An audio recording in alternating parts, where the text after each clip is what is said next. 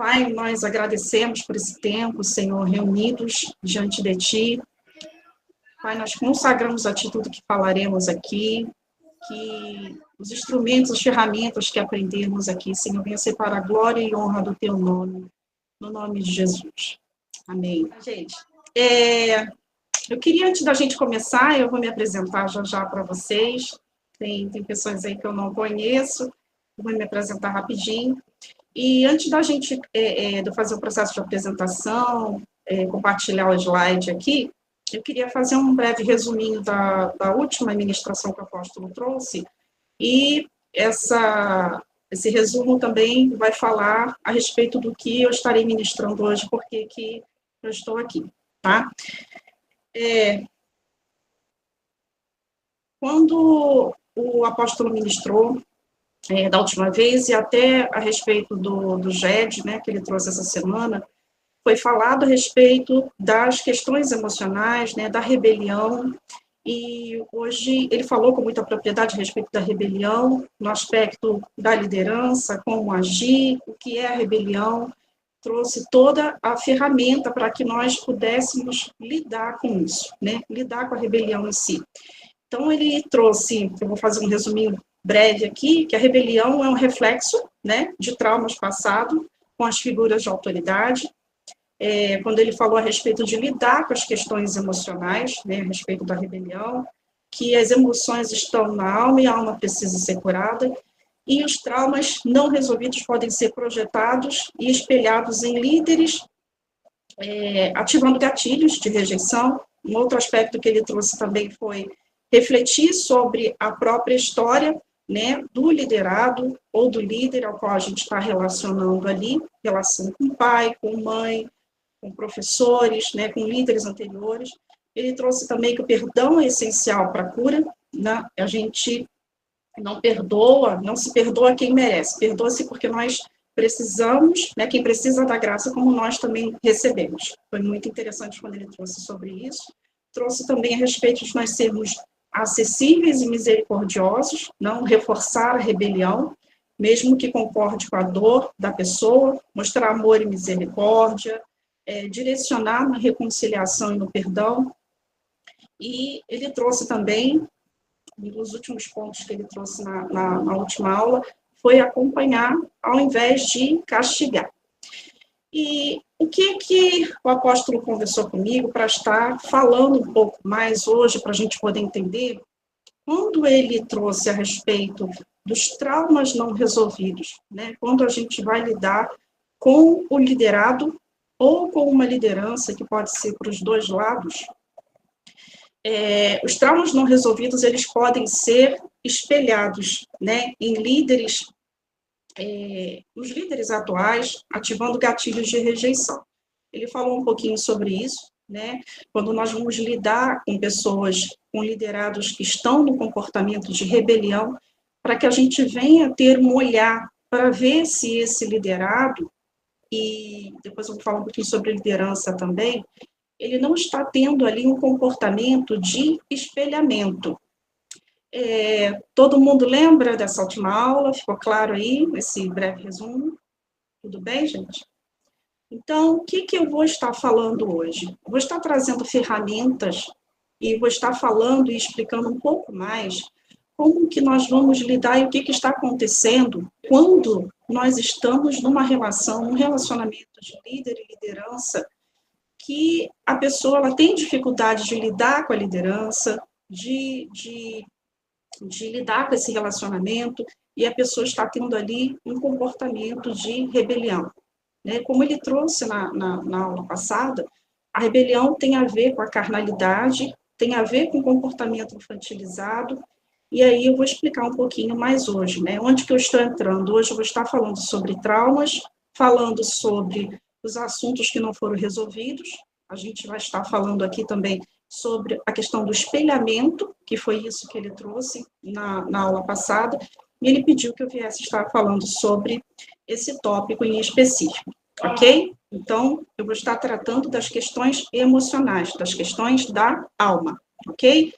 E a base que ele trouxe também na última ministração foi em 1 Tessalonicenses 5:23, tá? Eu vou compartilhar um slide com vocês, tá? Já vou me apresentar. Só um instantinho, vou tentar compartilhar aqui. Não estou vendo mais vocês, depois eu vou dar uma paradinha para a gente poder falar sobre, tá bom? Tá todo mundo vendo aí? Espelhamento, feridas emocionais e liderança cristã? Foi, gente? Foi, não, tem que falar, né? A gente bota o joinha aqui, aí provavelmente você não está vendo. Tem que falar, tá tudo vendo, sim. Ok. Então, esse vai ser o tema do que nós falaremos nessa noite, ok? Espelhamento, feridas emocionais. Deixa eu me apresentar para quem não me conhece. Essa é a minha família. Eu sou Elisângela, eu congrego aqui em Max, né, no Ministério Apostólico, em torno de 23 anos. Eu atuo como profetisa de ofício, junto com meu esposo, na base de Max, lá no Santo André, Max PH, o pessoal chama de Max PH. Sou esposa do pastor Carlos, esses são os nossos filhos, né? Lawanda com 23, Gabriel com 18, eles atuam lá conosco também, Gabriel na liderança do louvor, Lawanda da dança. Eu também sou psicóloga clínica, estou fazendo pós-graduação também na área de reabilitação, neuropsicologia, tenho também especialização em prevenção e manejo do suicídio, né? E eu e meu esposo, minha família, a gente caminha sobre o acompanhamento do apóstolo, da profetisa, e basicamente é isso, tá? É um prazer estar aqui com vocês. Deixa eu passar aqui. Então, a gente vai entender hoje um pouquinho como o espelhamento, tá? E a dependência emocional e os traumas, eles vão influenciar na liderança cristã, né? Aqui nós estamos tratando com líderes, né? É um tempo precioso ao qual nós vamos estar fazendo trocas aqui, aprendendo ferramentas para poder melhorar as nossas relações.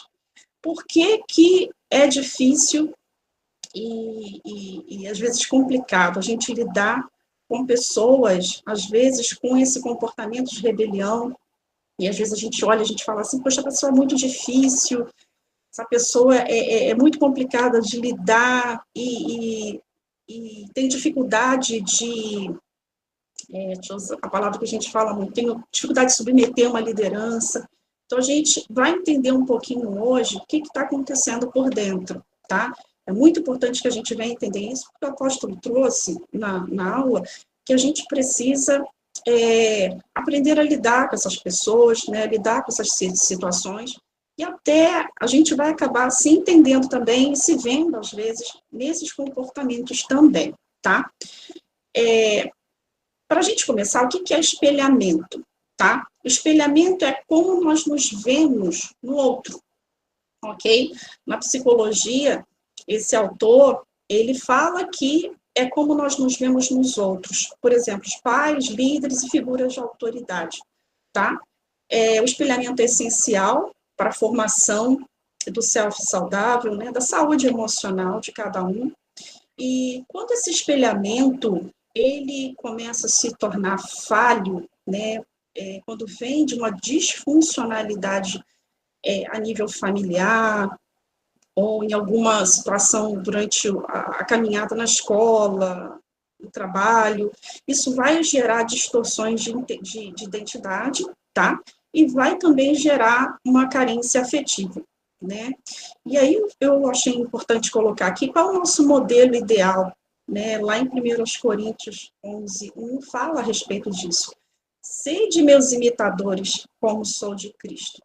E nos espelharmos em Cristo é o caminho para afirmar nossa identidade, né? Na verdade, no amor em Deus, tá? E por que que é importante a gente falar sobre esse espelhamento? A gente vai conseguir perceber, enquanto essa aula, como, e a gente vai entender por que e como aquela pessoa está se comportando, como está se comportando, tá? E isso vai melhorar para que nós possamos estar ali trabalhando essas raízes, estar desenvolvendo ali uma relação saudável com aquela pessoa e entender um pouco mais que não é sobre algo pessoal, muitas vezes não é, tá? É importante a gente entender que espelhamento é um processo psicológico, tá? Por exemplo, a criança ou mesmo o adulto se vê no outro, especialmente também os pais, os avós, os professores, tá? Eu não sei se, vou dar um exemplo para a gente poder entender. A criança, ela vai começando a ver o comportamento dos pais e das relações de autoridade dela, né, os movimentos, a forma de falar, a cultura, e aquela criança, ela vai espelhando aquilo ali, ela vai se movimentando naquilo ali. Já se foi feita uma pesquisa, né, da onde vem o espelhamento, depois eu vou falar no aspecto científico, como que funciona no nosso cérebro. Foi feita uma pesquisa, ao qual fizeram antes com os macacos, né, eles perceberam ali que o movimento de ativava o lóbulo parietal, que é a parte onde se movimenta, no outro, e ele, ao mesmo tempo, respondia um ao outro. Quando um movimentava o outro também, essa ativação nessa área do cérebro era feita nesse outro, e eles começavam a se movimentar da mesma maneira. E, ao longo do tempo, os pesquisadores foram compreendendo e entendendo que isso também funciona conosco enquanto humanos. E, por exemplo, quando um bebê sorri, a mãe sorri de volta e o bebê aprende, né? E os sentimentos, eles são importantes a respeito do bebê, nesse processo que ele está em aprendizagem. E esse reflexo emocional, ele ajuda a formar a autoimagem, a autoestima e o sentido de identidade. Isso aqui eu estou falando num aspecto saudável, ok? Então, eu estou falando aqui a respeito de uma construção saudável. E isso é algo que é do nosso corpo, da nossa construção. Existe algo chamado neurônios espelho, tá? O que são os neurônios? Nós temos os neurônios no nosso cérebro, e existem os neurônios chamados neurônios espelhos. São neurônios que ativam quando uma pessoa realiza uma ação. Quando a pessoa observa outra pessoa realizar a mesma ação. Então, essa característica, ela vai permitir o cérebro aprender por imitação, tá? E essa característica, esse neurônio, ele tem um papel crucial na compreensão dos comportamentos do outro, na empatia e no desenvolvimento social. E aí, dentro disso, eu queria acrescentar um pouquinho que, por exemplo, o transtorno do espectro autista, do autismo, tem um pouco mais de dificuldade com isso, porque os neurônios espelho, né, essas pessoas, eles não vão funcionar da mesma maneira que a pessoa que não tem o TEA. Então, por isso, essas pessoas, elas não conseguem, muitas vezes, ter um pouco mais de dificuldade de fazer esse espelhamento, né? Por isso que é usado a terapia ABA, que vai trabalhar o reforçamento ali, vai ensinar a respeito desse espelhamento, vai ensinar comportamento. Então, o neurônio espelho são neurônios que ativam. Quando uma pessoa realiza uma ação e você se vê no outro, você vê que aquele movimento é familiar para você, aquilo vai ativar, tá? Vai ativar por conta desses neurônios espelho, ok? E aí, aonde a gente está falando hoje? Em que aspecto a gente está falando? A gente está falando hoje em relação à alma, tá? O apóstolo trouxe na aula anterior, ele falou da parte espiritual, falou a respeito do corpo, né, a nível comportamental, e a gente vai falar um pouquinho aqui, o que a gente está explicando, o que está acontecendo na alma. Então, a gente vai falar de um espelhamento, tá? A gente já viu aqui o que é o espelhamento, como ele funciona, mas a gente vai falar de um espelhamento disfuncional, de um espelhamento que acontece relacionado a traumas passados, né, em relação a alguma autoridade. Como eu falei, a referência está em 1 Tessalonicenses 5:23, E aqui a gente vai falar da mente, emoções, personalidade e da consciência, tá? Que está no aspecto da alma. Na palavra, a alma, quando fala lá em 1 Tessalonicenses, a gente está falando de emoções, de mente, de vontade, tá? Está falando do eu, ok? E aí, a gente vai entrar um pouquinho sobre o espelhamento e o líder narcisista. A gente vai falar um pouquinho sobre isso hoje, que isso é importantíssimo dentro das relações, porque a gente usa muito hoje a fala assim, fulano é narcisista, aquele líder ali, as pessoas falam muito também dentro das relações no trabalho, enfim, o termo narcisista. E quando a gente fala do comportamento narcisista, a gente vai ver um pouquinho mais à frente, tá? Existe uma diferença entre o comportamento narcisista e o transtorno narcisista, ok? E qual a correlação do espelhamento com esse narcisismo? Porque as feridas e os traumas não resolvidos, tá? Eles podem, e a maioria das vezes, eles vão gerar esse comportamento, ok? E aí, o que o líder narcisista ele faz? Ele valida, elogia, aproxima para ganhar o controle emocional e a admiração da pessoa, tá? Ele usa o espelhamento como uma isca emocional. Ele vai usar a manipulação como força, chantagem ou medo para obter obediência. E aí, vamos explicar um pouquinho mais sobre isso. O narcisista, no comportamento, deixa eu passar aqui, vamos falar sobre isso aqui que é importante no que eu vou explicar agora, tá? Comportamento narcisista e transtorno narcisista. O que é o comportamento narcisista? A pessoa tem o ego inflado, busca por reconhecimento, sensibilidade à crítica, é ajustável ao discipulado e terapia. Esse comportamento ele é ajustável e discipulado, tá? É ajustável ao discipulado e na terapia também. Então, o comportamento narcisista, como eu disse, a pessoa tem o ego inflado, ela busca, por exemplo, por reconhecimento. E essa busca por reconhecimento é o produto de uma fragmentação do não reconhecimento, talvez, no aspecto familiar, ou não reconhecimento em alguma outra liderança. Isso tem a ver com os traumas, tem a ver com as questões não resolvidas. E esse comportamento, ele vai ser ativado, depois a gente vai falar um pouquinho à frente, quando se ativa gatilhos de rejeição, tá? A base aqui para esse comportamento, a raiz para esse comportamento é a rejeição, tá? E a rejeição, a raiz da competição, por exemplo, é a rejeição.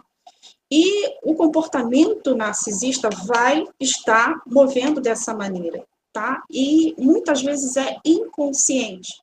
A pessoa, ela vai espelhar esse comportamento, ela vai fazer como? Vou trazer uma aplicação na prática.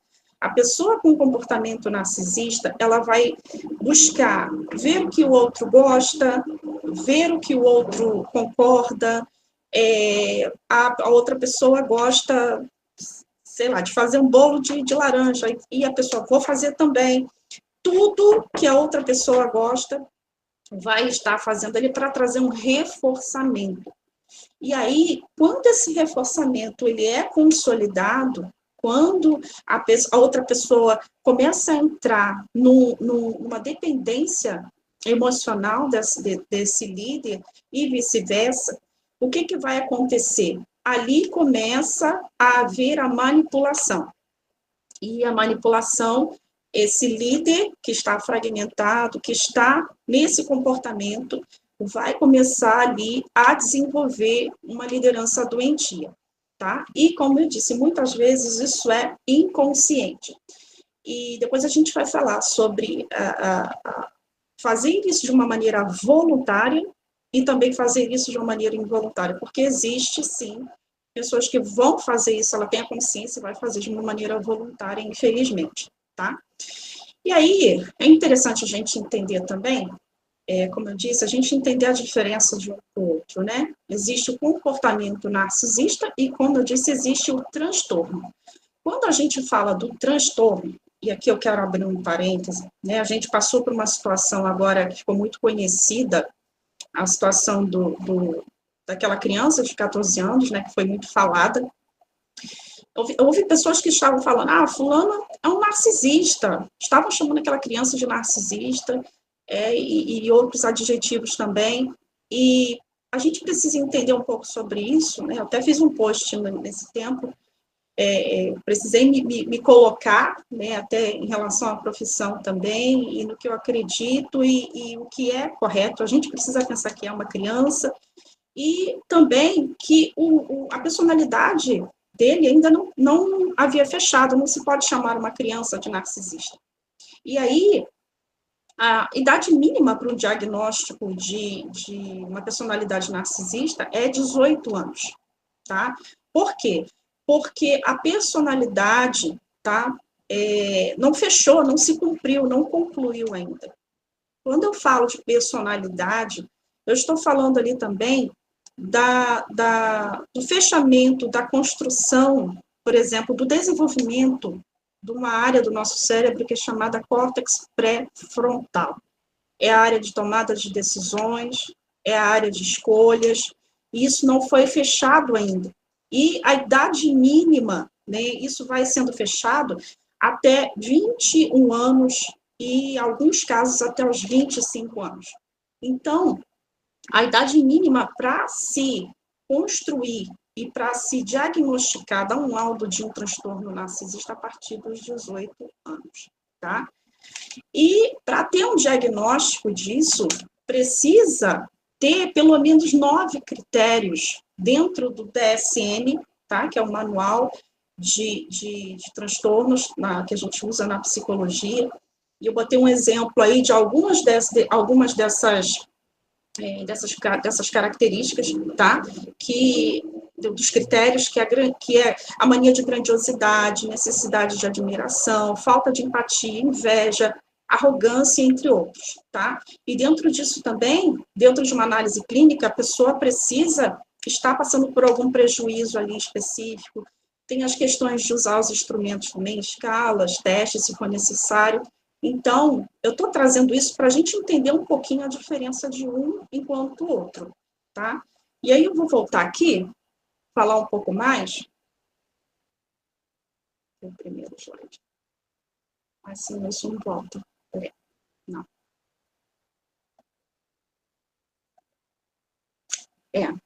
Deixa eu terminar de concluir a respeito do comportamento.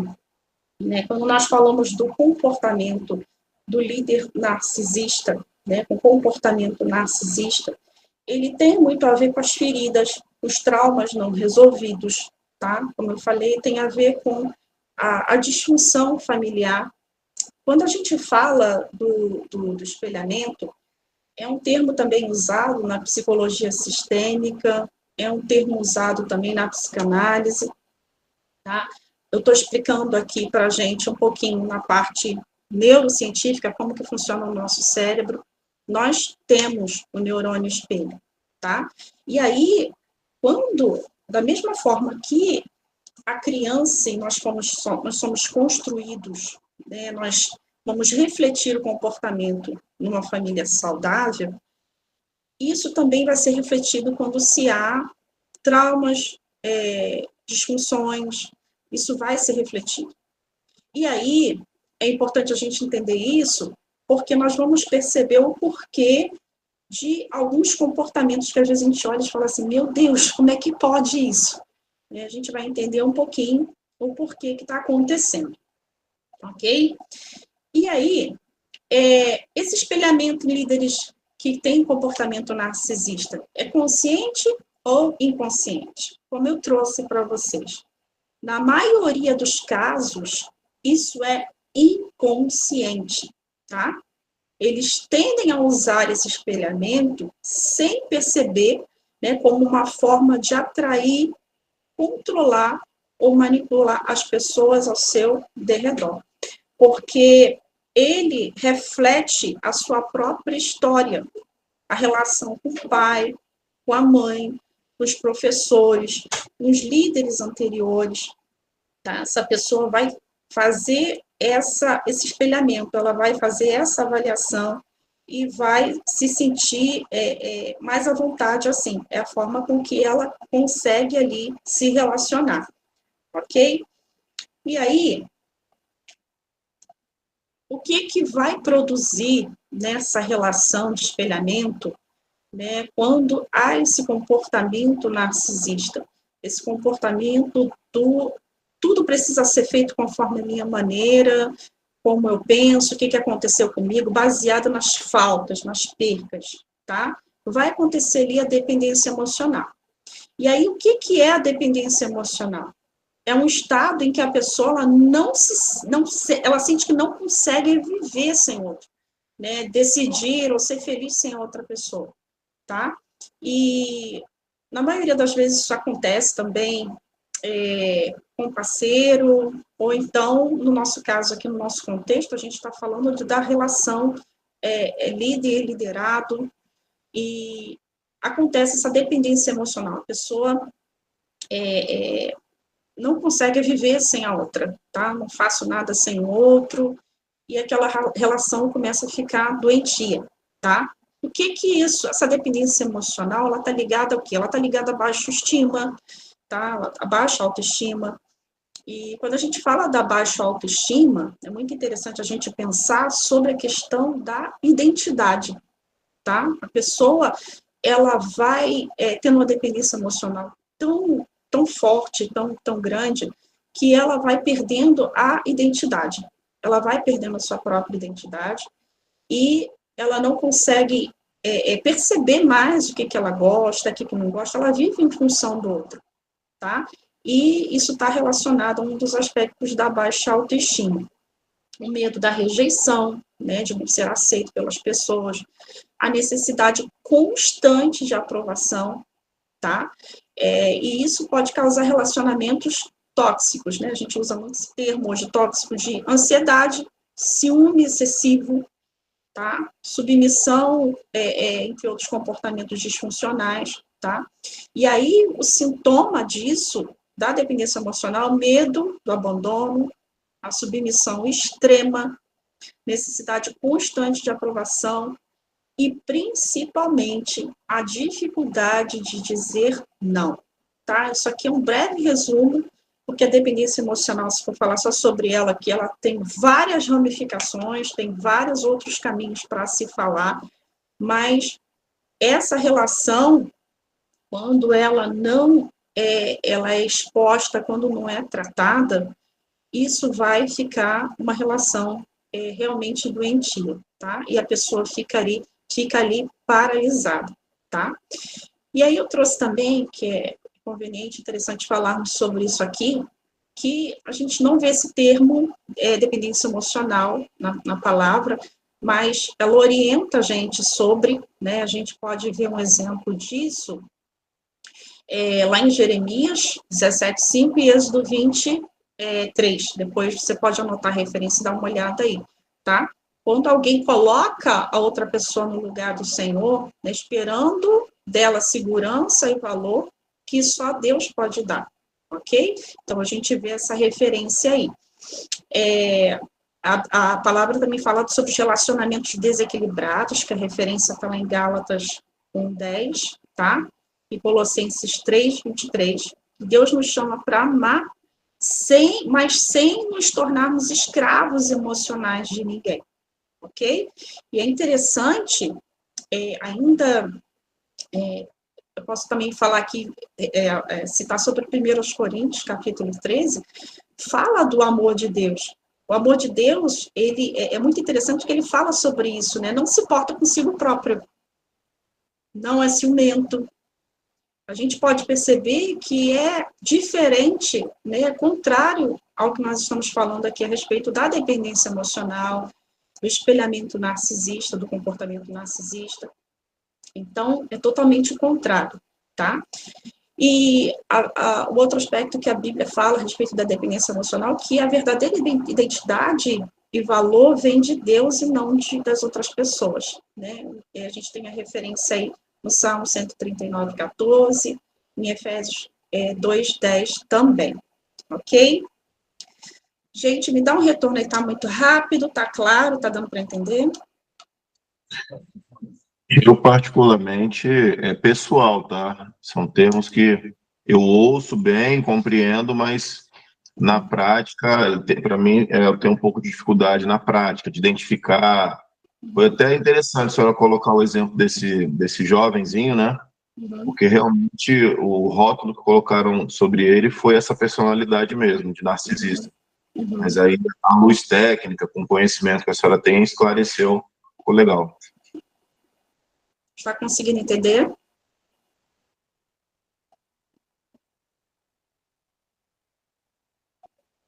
Tá indo bem o tempo, gente?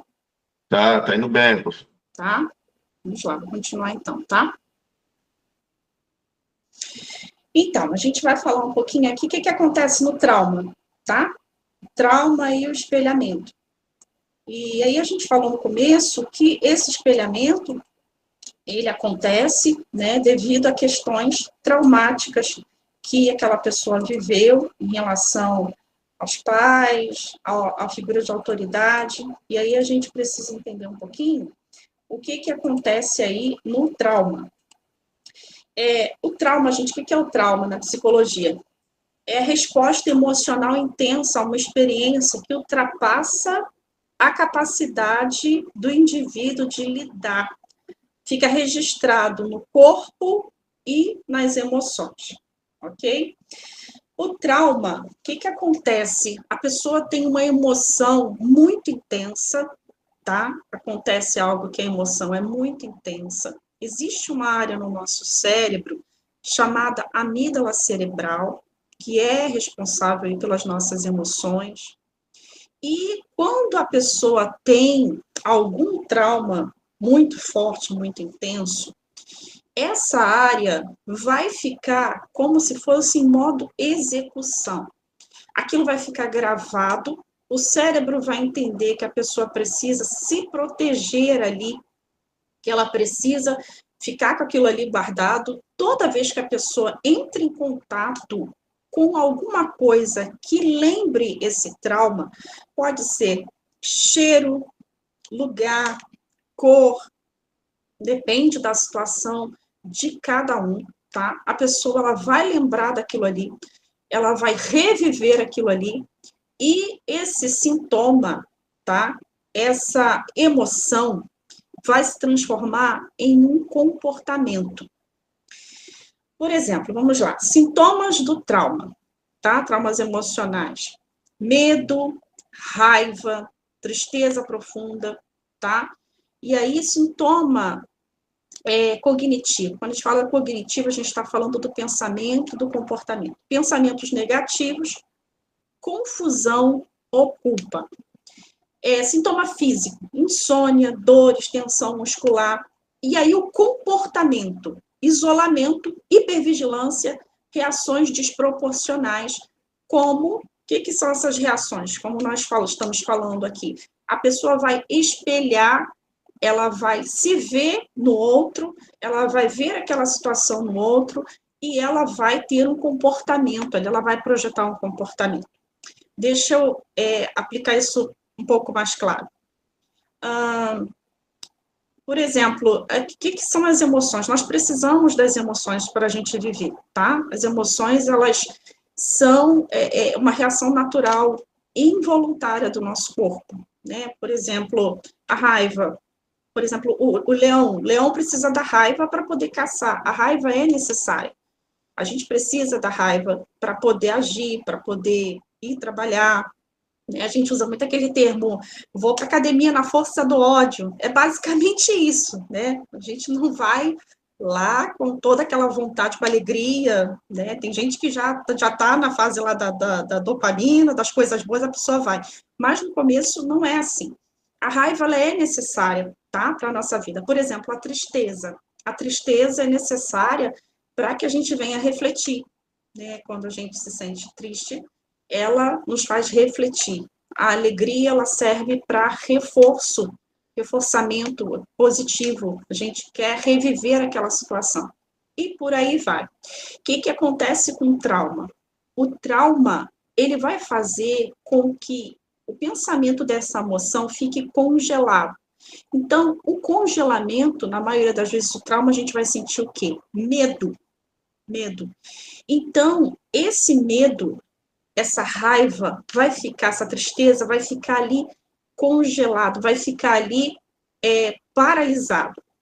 Por isso que muitas pessoas, ao longo da vida, você já vai ver aquela pessoa adulta e ela apresenta um comportamento infantilizado. Por quê?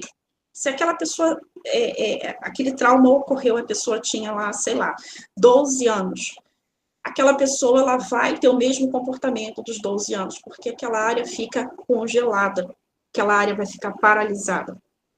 E aí, como que esses comportamentos vão ser apresentados? Toda vez que a pessoa tem um contato com a mesma área, como eu falei, com as cores, com o cheiro, ou com algum reflexo do trauma dela, né? E muitas pessoas vêm com traumas familiares, pai, mãe, abusos. Essa pessoa, quando se vê nessa situação de novo, é inconsciente, ela vai despertar um comportamento, tá? Emoção, sentimento, comportamento. Ela vai, o cérebro já está ali organizado para poder se defender. Qual é a reação do trauma? A pessoa ou congela, fica paralisada, ou ela ataca, ou ela foge, ok? Então, o trauma ele vai provocar essa reação. Por exemplo, o isolamento é um comportamento de fuga, tá? A hipervigilância é um comportamento de estar ali em execução, eu vou atacar, eu preciso fazer alguma coisa.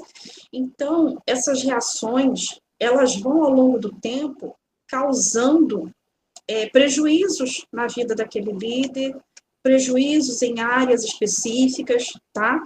E isso, ao longo do tempo, vai sendo construído, como eu falei, um comportamento, e quando a gente ocupa um cargo de liderança, a gente acaba refletindo, espelhando isso nas outras pessoas que estão conosco ali nas relações.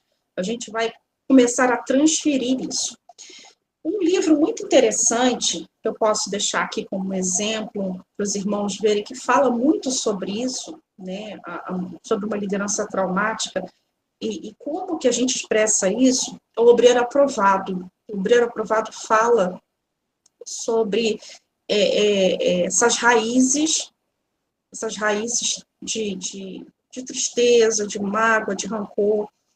Às vezes a gente vem com essa bagagem, né, e a gente vai ocupar algum cargo de liderança, e isso não é resolvido em Deus, não é tratado, aquilo ali vai ser transferido, vai ser passado para as outras pessoas em comportamento. E, assim, um exemplo desse comportamento, por exemplo, as pessoas têm muita... eu falei sobre isso lá no começo, deixa eu voltar aqui. A pessoa vai ter um comportamento de muita insegurança, tá? A gente vai ver os excessos, tá? A insegurança, né? O comportamento da manipulação dentro dele tem essa questão da insegurança, tem essa questão da rejeição, então a pessoa vai apresentar isso por conta dessas questões do trauma, ok? Deixa eu passar aqui para o próximo. E aí, como eu disse, às vezes a gente vai se encontrar, né, o líder, ele pode se encontrar nessa questão, o apóstolo entrou nesse termo também, nos gatilhos emocionais, tá? A pessoa está ali naquele comportamento de espelhamento, a pessoa, às vezes, pode ter um comportamento que a gente não está conseguindo entender porque ela está tendo, e aí, às vezes, a gente não entende, mas o que pode ter acontecido com ela, ou até com a gente também, tá? Essa aula, a gente também pode tentar e pensar em se ver no que a gente está ouvindo. O gatilho, o que é o gatilho? É um estímulo que reativa as feridas emocionais passadas, tá? Vamos lá. O nosso cérebro, ele aprende, ele entende por associação, tá? A gente vai ter uma associação do que aconteceu. E um outro aspecto importante que eu preciso trazer para a gente é que o nosso cérebro, ele é atemporal. O que é atemporal? Se eu vou dar um exemplo, às vezes a gente pensa assim, o cheiro do bolo da vovó às 5 da tarde, num dia de chuva, um café quentinho. Né? Quem já viveu isso vai voltar, o cérebro volta àquele mesmo lugar, ele tem essa atemporalidade. Então, o nosso corpo também vai responder a esse estímulo. A gente vai sentir o cheiro, a gente vai, não sei se houve alguma música, a gente vai lembrar da música ali, e é como se nós estivéssemos naquele lugar de novo. E assim mesmo acontece em situações traumáticas, tá? Existem pessoas que passaram por situações traumáticas e quando elas se encontram em alguns lugares novamente, tem pessoas que começam a ter taquicardia, falta de ar, sudorese, a pessoa começa a ter reações ali que está ativando feridas emocionais que ela já viveu, tá? Isso tem a ver com gatilho, ok? E aí, um exemplo, né? Eu dei exemplo do bolo. Por exemplo, um olhar de desprezo pode ativar a memória de rejeição de um pai ou líder, tá? A pessoa tem um olhar ali e a pessoa lembra, poxa, meu pai me tratava assim, meu líder me tratava assim. E aí a pessoa vai fazer uma análise daquele olhar e ela vai se comportar como? Como a gente viu no slide anterior, a pessoa vai ter um comportamento reativo, ela pode desistir. Tem gente, dependendo do nível que está esse trauma, essa ferida, tem gente que desiste, não consegue continuar de forma alguma, tá? E aí, também já falei sobre isso, os gatilhos, eles ativam o sistema límbico, que é uma área do nosso cérebro, tá? Especialmente a amígdala, que é a parte do cérebro responsável por detectar ameaças, tá? É essa parte do cérebro que faz a gente correr, atacar, e vai estar ali fazendo essa conexão de que é uma ameaça, de que tem que fazer alguma coisa, tá? E aí, quando um estímulo lembra inconscientemente de um trauma passado, o cérebro reage como perigo, como se aquilo estivesse acontecendo hoje, tá? Mesmo que não seja. O que é isso aqui? Como eu falei, é a atemporalidade. O cérebro, ele não consegue saber se aquilo está acontecendo hoje ou não, tá? E aí, quais as reações quando se tem o gatilho, né? Como eu falei, tem outros exemplos aqui, a pessoa tem um medo intenso, raiva repentina, ansiedade, bloqueio emocional, fuga ou ataque, que é a resposta de luta ou de fuga, ok? Então, é importante entendermos um pouco sobre isso, para que a gente, com essas ferramentas, a gente consegue estar tendo ferramentas de uma maneira eficaz para estar abençoando a vida das pessoas que estamos liderando e entendermos também como que nós estamos, tá? Depois a gente vai abrir um pouquinho para falar sobre isso. A ferida do espelhamento, tá?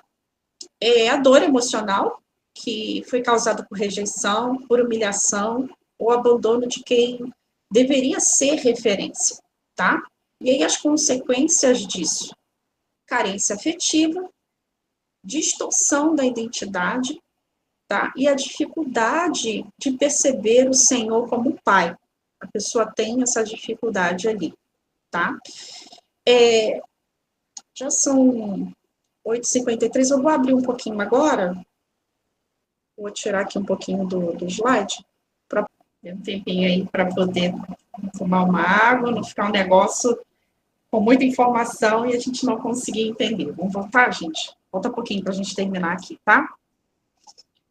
Alguém quer fazer alguma pergunta? Fazer algum comentário?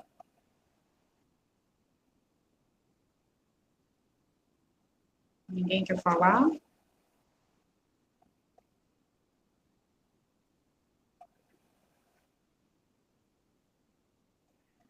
Vamos continuar então, gente. A gente parou aqui na parte de gatilhos emocionais. Os gatilhos, eles estão relacionados a gente lembrar da situação que aconteceu, de voltar ao lugar do trauma, e isso vai provocar reações no nosso corpo, reações no nosso comportamento, né? Vai produzir um medo intenso, e a raiva também repentina, e é por isso que às vezes a gente vê, e nós temos reações repentinas que às vezes a gente não consegue entender. Tem uma reação de, muitas vezes nós desistimos de continuar alguma coisa, a gente fala sem perceber o porquê que falou aquilo, e tudo isso vai gerando um processo.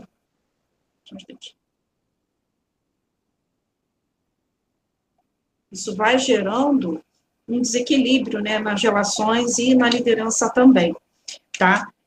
A gente vai entrar agora, vamos falar um pouquinho do espelhamento normal e espelhamento doentio. Espelhamento normal, como a gente falou aqui no começo, tem a ver com nos identificarmos com o outro, né, de uma maneira que crie conexão, aprender o que é bom com o outro, estar repetindo o que é bom no outro, e de uma maneira natural, de uma maneira saudável, né, sem ir para o caminho da dependência emocional, sem ir para o caminho da manipulação, na questão de que venha produzir um engessamento nessa relação, tá? Um engessamento na nossa liderança em relação a fazer que o outro seja igual a nós, né?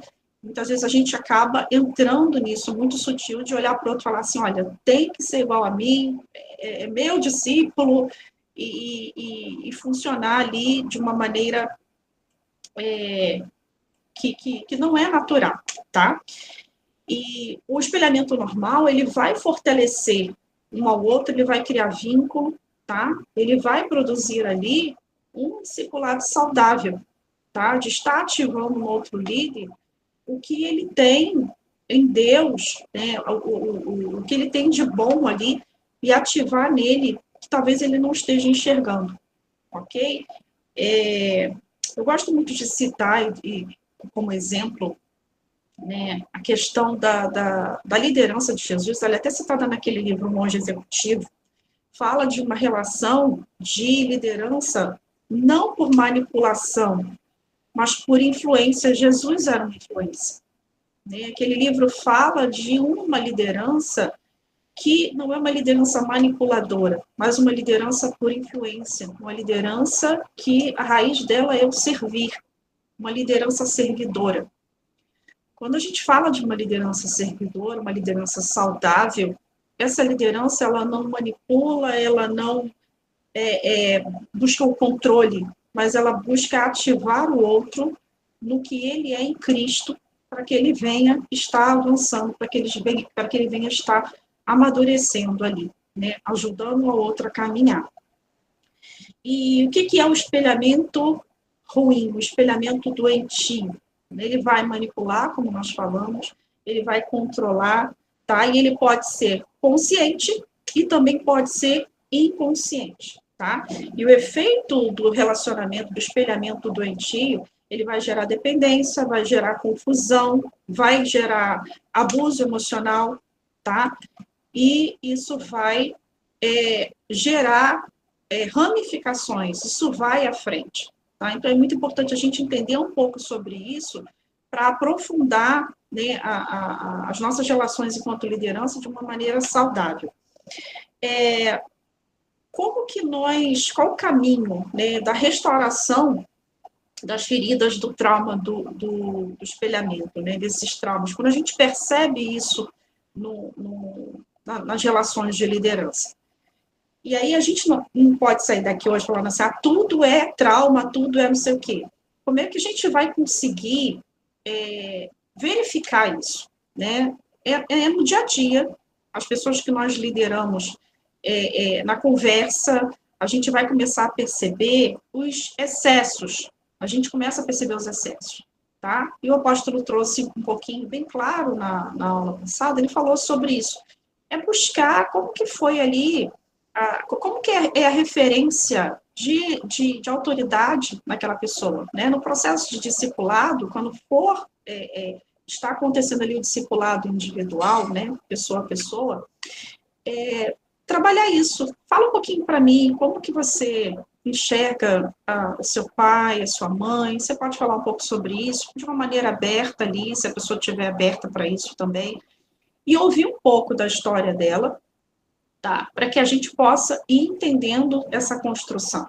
E nós, enquanto igreja, enquanto família, nós somos um espelhamento, eu estou falando num aspecto saudável, nós somos um espelhamento para aquela pessoa saudável, de que ela pode olhar para a sua família, de que ela pode olhar para você e perceber que dá para ela alcançar, dá para ela chegar, dá para ela desenvolver em Deus, através ali da sua vida, ela está vendo ali o que o Senhor fez na sua vida, e esse espelhamento começar a desenvolver de uma maneira saudável. Dentro do processo, por isso que o processo de discipulado, tá? Pessoa a pessoa, discipulado também na questão coletiva, né? A pessoa ouvir e participar ali dessas conexões, dessas relações. Nós somos seres relacionais. Nós espelhamos uns nos outros, como nós falamos lá atrás sobre o neurônio espelho.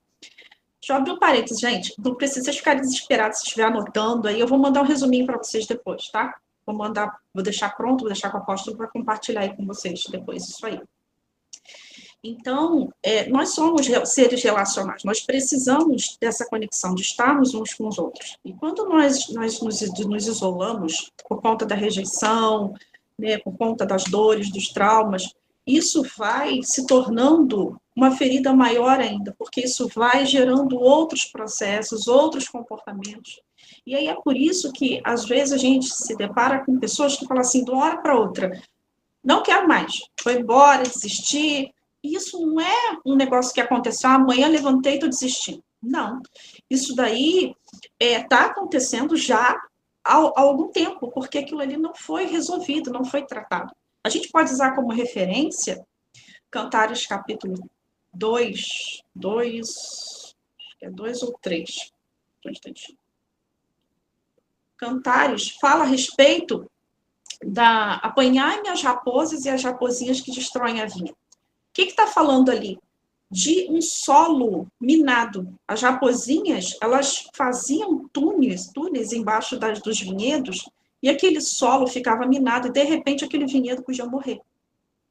De repente aquele vinhedo podia morrer e não produzir fruto, porque o solo está minado. O que eu estou querendo trazer para a gente entender dentro desse exemplo é que, às vezes, o solo está minado nas nossas vidas, ou na vida da pessoa que a gente está liderando, né? Aquele solo está sendo minado dia após dia, com esses pensamentos, com esse espelhamento, e aí a pessoa, de repente, desiste. E, como eu falei, o processo de discipulado, né, a gente ter essa conversa aberta, falar sobre as relações familiares, é muito importante também. Porque eu e você, nós que estamos aqui, nós podemos ser instrumentos do Senhor como uma referência paterna, como uma referência de mãe, de irmão. Nós curamos. Onde que acontece esse processamento de cura, de restauração na vida de uma pessoa que vem de uma construção disfuncional, né? Como eu falo de disfuncionalidade, aquilo que não estava funcionando. Né? Relação com o pai, com a mãe, com traumas, relação de abuso. Nós somos o quê? Nós somos instrumentos de cura para a vida dessas pessoas. Por isso que o discipulado, a relação do discipulado, ela é tão importante. E ela é importante em vários aspectos, né? A pessoa ser ativada em se ver a identidade dela. Às vezes a pessoa não está se enxergando por conta de tudo que ela viveu, só enxerga a dor. E o que a gente faz? Nós somos, talvez, naquele momento ali, os olhos dessa pessoa, tá? A gente pode ir mostrando o caminho para aquela pessoa, para que ela venha entender quem ela é em Deus, né? Porque qual é o processo para se restaurar as feridas do espelhamento, do trauma do espelhamento? Reconhecimento e nomeação, já começa por aí. A pessoa precisa admitir, isso está no slide, tá? Como eu falei, eu vou mandar para vocês um resumo. A pessoa precisa admitir que existe uma dor e que ela precisa ser tratada. E nesse processo que a gente vai relacionando com a pessoa no discipulado, a gente vai perceber quando a pessoa fala assim, poxa, talvez a pessoa teve uma relação muito ruim com o pai, tá? E aí a pessoa, quando ela vai para uma liderança, uma figura masculina, a pessoa tem dificuldade de lidar com aquilo, porque ela está vendo o pai ali. E às vezes essa figura masculina, ela tem um comportamento relacionado ao pai, aí a pessoa trava, não avança de jeito nenhum. Então, a gente, enquanto líder ali da pessoa, a gente começar a perceber esses comportamentos excessivos, tá? E trazer isso na relação. O que está acontecendo com você aqui? Por que você está apresentando esse excesso nessa área? O que você sente com isso? O que aconteceu aqui? O que isso representa para você? E ali a gente vai levando aquela pessoa a um processo de restauração, tá? Esse processo de restauração, a pessoa ela vai conseguir, ela precisa primeiro se ver, né? Onde ela está. A pessoa vai perceber, poxa, está acontecendo mesmo comigo, porque eu lembro de uma situação que aconteceu com meu pai, eu lembro de uma situação que aconteceu lá com a minha mãe. E a pessoa admite, ela consegue enxergar, tá? Esse é o primeiro ponto, é o reconhecimento e a nomeação do que ela está sentindo. Qual é a emoção que ela está tendo quando ela está naquela situação ali, tá? Esse é o primeiro tópico. E aí, a restauração emocional, ela acontece, né, quando tem essa questão da fala, a pessoa precisa falar sobre isso, e a gente, enquanto líder, né, a gente precisa ouvir, sem ali, naquele momento, uma posição de julgamento, né, ter uma escuta ativa, deixar que a pessoa libere tudo que ela está sentindo, tudo que ela está pensando ali naquele momento, nós sermos maduros em ter aquela escuta ativa, né, e depois ir trazendo essa restauração, perguntando à pessoa como que foi esse processo na vida dela, com a relação às autoridades. E trazendo a pessoa sobre a ação do Espírito Santo, né, que ele restaura as emoções, restaura a identidade, levando essa pessoa a Cristo, dentro da palavra, o que o Senhor fala a respeito da identidade, o que o Senhor fala a respeito de quem ela é, e nesse processo de discipulado ali, pessoa a pessoa, mostrando na palavra para ela, ministrando para ela o que o Senhor pensa. E essas conexões, né, quando a pessoa está com uma outra pessoa, vai se começar a ver esse espelhamento, porque a pessoa vai ver que nós conseguimos em Deus, que o Senhor nos restaurou ali. E a pessoa vai começar a desenvolver a esperança. Por isso que é preciso estar junto, né? E esse processo também de restauração envolve arrependimento e perdão de si, a si mesmo, tá? E perdão a outra pessoa. Na maioria das vezes, as pessoas precisam se perdoar, porque tem um processo de culpa muito grande. Tá? Essas pessoas se sentem culpadas, responsáveis por o que está acontecendo ali. Então, o perdão a si mesma, se perdoar, entender que ela falhou, aceitar que ela falhou, que ela errou, mas que ela pode colocar isso diante do Senhor e ela receber esse perdão que o Senhor já liberou para nós. E esse processo de arrependimento, ele tem a ver com a pessoa se reposicionar e continuar caminhando da maneira correta em Deus, no que o Senhor quer para ela, aonde ela precisa estar, tá? É o verdadeiro encontro do amor e da verdade no Senhor. E aí, eu quero trazer uma reflexão para a gente aqui, para todos nós, né? Em quem nós temos nos espelhado. E a outra reflexão, a sua liderança é movida por segurança em Cristo ou na carência emocional? São perguntas que a gente pode fazer para o liderado e pensarmos também, refletir para nós mesmos hoje, tá?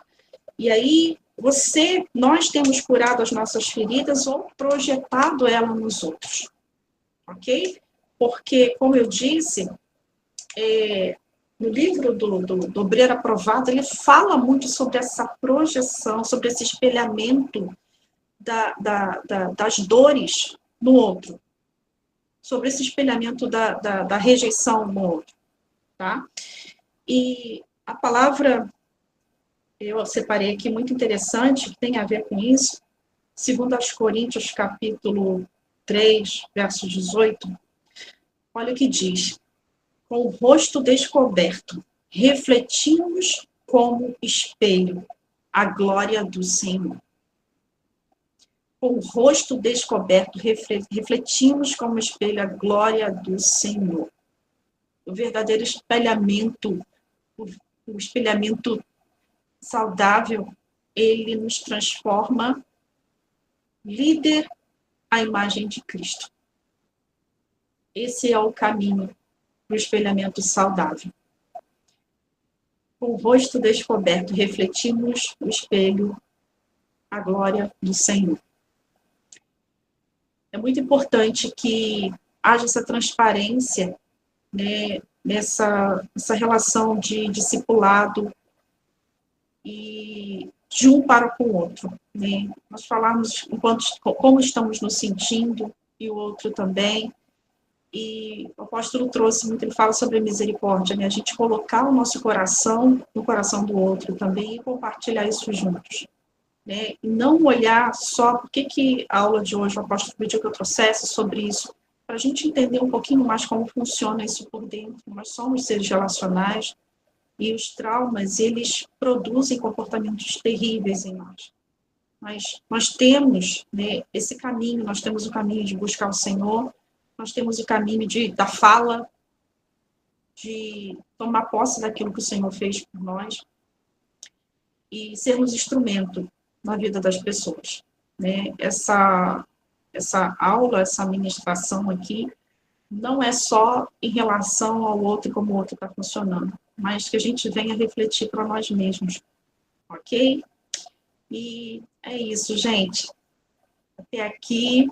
Alguém quer fazer algum comentário? Muito obrigada aí pela paciência. Eu tentei ser o mais didática o possível e trazer para vocês aí sobre esse assunto. É um prazer conhecê-los. Tem um monte de gente aí que eu não conheço. Olha, quando o apóstolo falou que ia ministrar aula assim, para mim é um desafio, né? Eu falei para ele que eu tenho muita dificuldade de ministrar assim com câmera, eu prefiro presencialmente, eu me sinto mais tranquila. Né? Eu até tirei o slide, só faltavam 3 ou 4 slides aqui para apresentar. Aí eu tirei que eu queria ver um pouquinho o rosto de vocês, eu me sinto um pouco mais confortável assim. Porque ficar só olhando para o slide parece estar sozinho, é muito esquisito.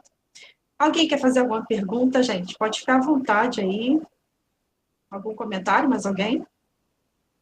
Não? Ok. Vamos estar orando para a gente encerrar, tá bom? Pai, muito obrigada por tudo que o Senhor fez, por tudo que o Senhor está fazendo em nós. Pai, nos ajude a ter o olhar e o coração como o Senhor tem, para que nós possamos ser instrumentos, Senhor, de cura na vida de outras pessoas, instrumentos de restauração, Senhor. Assim como nós também, Senhor, nós sonda-nos, Senhor, nesse tempo que nós venhamos a fortalecer as nossas relações. Nós colocamos diante de Ti, Senhor, tudo aquilo que veio à tona nesta noite. Cremos, Senhor, no Teu poder, na Tua restauração. Tu és um Deus, Senhor, que nos curou, nos salvou, Senhor, e nós queremos tomar posse disso. Pai, obrigada por cada pessoa que está aqui e por esse tempo que nós vamos avançar à frente, em nome de Jesus. Amém. Gente, tchau, tchau. Mais uma vez, um prazer em conhecê-los.